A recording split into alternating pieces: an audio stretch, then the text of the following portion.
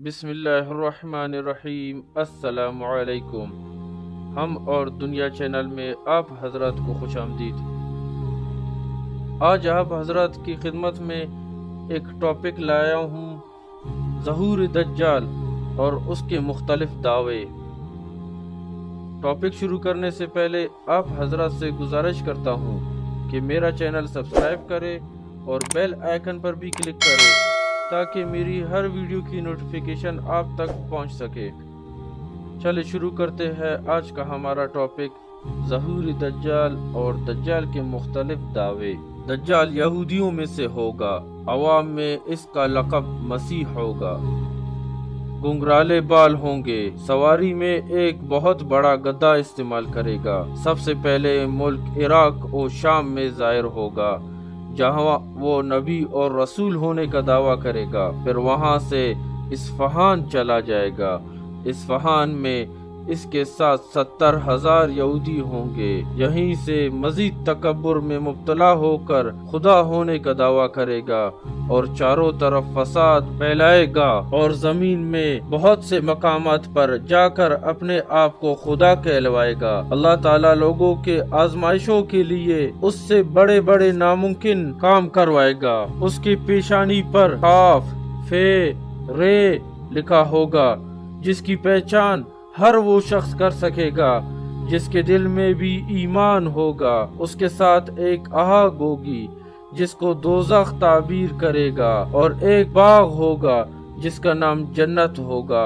اپنے مخالفین کو آگ میں اور اپنے ماننے والوں کو جنت میں ڈالے گا، مگر وہ آگ در حقیقت ایک باغ ہوگا اور باغ در حقیقت آگ ہوگی۔ یعنی اس کا یہ سب کچھ صرف لوگوں کے امتحان کے لیے ہوگا۔ اس کے پاس کھانے پینے کی چیزوں کا ایک ذخیرہ ہوگا، جس کو چاہے گا اسے خوش کر دے گا۔ جب کوئی فرقہ اس کو رب مان لے گا تو اس کی سرزمین پر اس کے لیے بارش ہوگی، اناج پیدا ہوگا، ان کے درخت پھل دینے لگیں گے، ان کے مویشی موٹے ہو جائیں گے اور دودھ والے جانور دودھ دینے لگیں گے۔ اور جب کوئی جماعت اسے نہ مانے گی، اس سے بارش، پھل، دودھ اور جانوروں کا بڑھنا بند کر دے گا، اور اس قسم کے بہت سی تکلیفیں اہل حق کو دے گا، مگر اہل ایمان کا سبحان اللہ لا الہ الا اللہ پڑھنا ہی ان کے کھانے اور پینے کا کام دے گا۔ یعنی اہل ایمان بھوکا اور پیاسا رہنا گوارا کر لیں گے، لیکن اس کے دھوکے میں نہ آئیں گے اور صبر کریں گے۔ پھر اللہ اپنے ذکر کی حلاوت ظاہر کرے گا اور اہل ایمان ذکر سے ہی سیر ہوں گے۔ امام احمد رحمۃ اللہ علیہ نے نقل کیا ہے کہ اس کے نکلنے سے 2 سال پہلے ہی قحط رہ چکا ہوگا۔ تیسرے سال عین دوران قحط ہی میں اس دجال کا ظہور ہوگا۔ زمین کے مدفون خزانے اس کے حکم سے اس کے ساتھ ہو جائیں گے۔ بعض آدمیوں سے کہے گا، میں مردہ ماں باپوں کو زندہ کر سکتا ہوں تاکہ اس قدرت کو دیکھ کر میری خدائی کا یقین کر لو۔ یہ کہہ کر شیاطین کو حکم دے گا کہ زمین میں سے ان کے ماں باپ کی شکلیں بنا کر نکلو تاکہ یہ مجھے خدا تسلیم کر لے۔ چنانچہ وہ ایسا ہی کریں گے، اور کتنے ہی لوگ اپنے ماں باپ کو سامنے پا کر اس کو سچا مان لیں گے اور گمراہ ہو جائیں گے۔ لیکن جن کے یقین اللہ کی ذات پر ہوگا، وہ فرمائیں گے کہ وہ اللہ ہی زندہ کر سکتا ہے اور وہی ہی مار سکتا ہے۔ جن اہل ایمان نے کتاب و سنت کی تعلیم کے مطابق اپنے ایمان کو مضبوط کیا ہوگا، دجال کے بڑے بڑے کارنامے انہیں متاثر نہ کر سکیں گے، اور وہ ایماندار ان کے تمام خلاف عادات کاموں کو شیطانیت، گمراہی اور جادوگری کا نام دیں گے، بلکہ دیگر نشانیوں سے تعین کر کے کہیں گے کہ یہ دجال ہے، جس کے سب سے بڑے بڑے دھوکہ باز ہونے کی گواہی ہمارے رسول اللہ صلی اللہ علیہ وسلم پہلے سے دے چکے ہیں۔ مذکورہ حالات لوگوں کو دکھاتا ہوا اور کمزور ایمان والوں کو گمراہ کرتا ہوا بہت سے ممالک میں گزر جائے گا، یہاں تک کہ وہ یمن کی سرحد میں پہنچے گا، تو تو بدदीन लोगों में बड़ा मकबूल होगा और वो लोग सब काम को छोड़कर इसके साथ हो जाएंगे। सही मुस्लिम और सही बुखारी में है, यहाँ से लौटकर मक्का मुकरमा के करीब मुकीम होगा, लेकिन वहाँ फरिश्तों की हिफाजत मक्का मुअज़्ज़मा की जिम्मेदारी की वजह से दज्जाल वहाँ दाखिल ना हो सकेगा। फिर वहाँ से मदीना मुनव्वरा का इरादा करेगा। सही बुखारी में है, उस वक्त मदीना तैयबा के 7 दरवाजे होंगे। हर दरवाजे की हिफाजत के लिए खुदावंद करीम 2-2 फरिश्ते फरमाएगा, जिनके डर से दज्जाल की फौज उस शहर नबी सल्लल्लाहु अलैहि वसल्लम में दाखिल ना हो सकेगी। नेज़ मदीना मुनव्वरा में ज़ल्ज़ला आएगा, जिसकी वजह से बदअकीदा और मुनाफिक लोग खाइफ होकर शहर नबी सल्लल्लाहु अलैहि वसल्लम से निकल जाएंगे और बाहर आकर दज्जाल के फंदे में फंस जाएंगे, क्योंकि मदीना तैयबा में ये लोग अल्लाह और उसके रसूल सल्लल्लाहु अलैहि वसल्लम की मोहब्बत से नहीं रह रहे थे, बल्कि अपनी दुनियावी अगराज से वहाँ रह रहे थे। इनको मदीना और साहिब मदीना की सुन्नत और मोहब्बत से कोई गर्ज ना होगी। इस वजह से इंसान रुपया पैसा कमाने के गर्ज से वहाँ रहते हैं।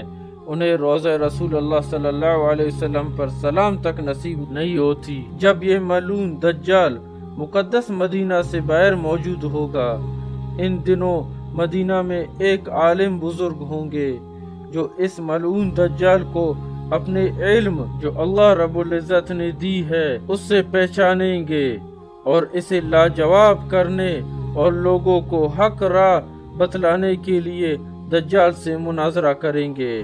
चुनाचा मदीना से बाहर आकर दज्जाल की फौज के करीब आकर पूछेंगे दज्जाल कहाँ है। वो इनकी गुफ्तगू को दज्जाल के अदब के खिलाफ समझेंगे। इस आलिम दीन बुजुर्ग को कत्ल करने का इरादा करेंगे, लेकिन उनमें से कुछ लोग मना करेंगे और कहेंगे तुम्हें मालूम होना चाहिए कि हमारे और तुम्हारे खुदा दज्जाल ने बगैर इजाजत किसी को कत्ल करने से रोका है।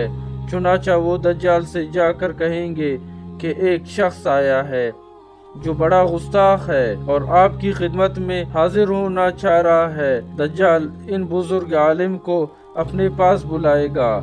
जब वो बुजुर्ग दज्जाल के चेहरे को देखेंगे तो फरमाएंगे मैंने तुझे पहचान लिया, तू वही दज्जाल मलून है जिसकी पैगंबर खुदा सल्लल्लाहु अलैहि वसल्लम ने खबर दी थी और तेरी गुमराही की हकीकत बयान फरमाई थी।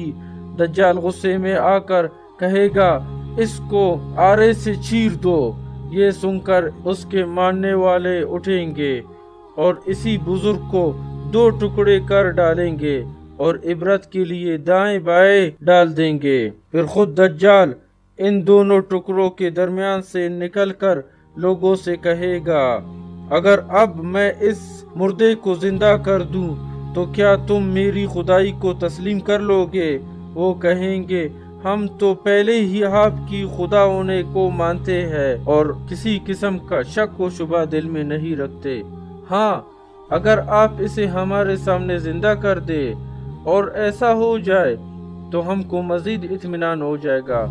फिर वो इन दोनों टुकड़ों को इकट्ठा करेगा और जिंदा होने का हुक्म देगा। चुनाचे वो अल्लाह रब्बुल इज़्ज़त की हुक्म से जिंदा होकर कहेगा अब तो मुझे पूरा यकीन हो गया है कि तू वही मरदूद दज्जाल है कि जिसके लानती होने की खबर रसूलुल्लाह सल्लल्लाहु अलैहि वसल्लम ने दी थी। और दज्जाल गुस्से में आकर हुक्म देगा कि इसको ज़िबा कर दो। ये सुनकर उसके मुरीदे आपकी गर्दन पर छुरी फेरेंगे, मगर उससे इन्हें कोई तकलीफ ना पहुंचेगी। दज्जाल शर्मिंदा होकर उन्हें अपनी खुद साख्ता दोज़ख में डालेगा, मगर हजरत इब्राहिम अलैहिस्सलाम के मौजज़े की तरह वो आग इन पर ठंडी और सलामती वाली हो जाएगी। इसके बाद दज्जाल से ये ताकत छीन ली जाएगी और किसी मुर्दा को जिंदा ना कर सकेगा और यहाँ से जलील और रुस्वा होकर मुल्क शाम को रवाना हो जाएगा। इसके दमिश्क पहुँचने से पहले हजरत इमाम मेहदी अलैहिस्सलाम दमिश्क पहुँच चुके होंगे और दज्जाल के फितने को मिटाने के लिए जंग की पूरी तैयारी اور ترتیب طے کر چکے ہوں گے۔ امام مہدی علیہ السلام جنگ کی تیاری کے لیے فوج کو ہدایت دے رہے ہوں گے۔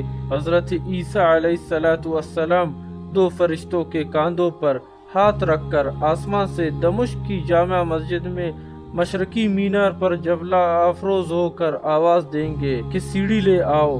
سیڑھی حاضر کر دی جائے گی، آپ اس کے ذریعے اتر کر امام مہدی علیہ السلام سے ملاقات کریں گے۔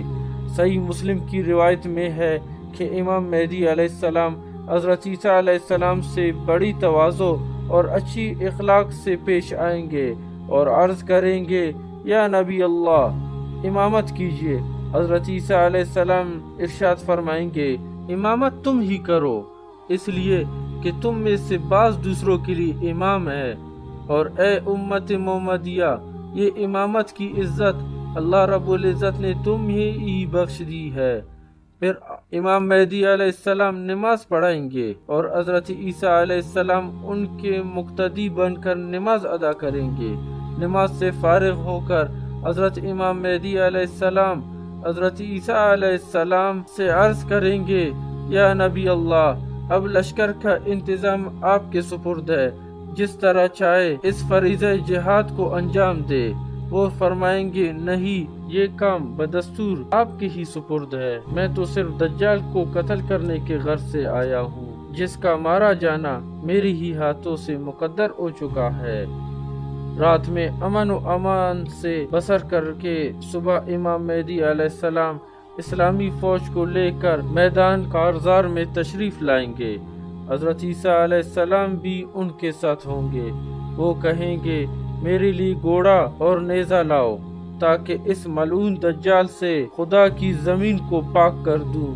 پھر حضرت عیسیٰ علیہ السلام دجال حملہ کریں گے اور امام مہدی علیہ السلام اسلامی فوج کے ساتھ دجال کی فوج پر حملہ کرے گی۔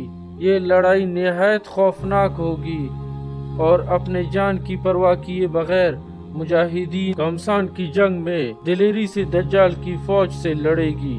مسلم شریف پر ہے کہ اس وقت حضرت عیسیٰ علیہ السلام کے سانس کی یہ خاصیت ہوگی کہ جہاں تک دجال پہنچے گا آپ کی نظر بھی وہیں تک پہنچے گی، اور جس کافر تک آپ کی سانس پہنچے گی وہ وہیں خاک میں مل جائے گا۔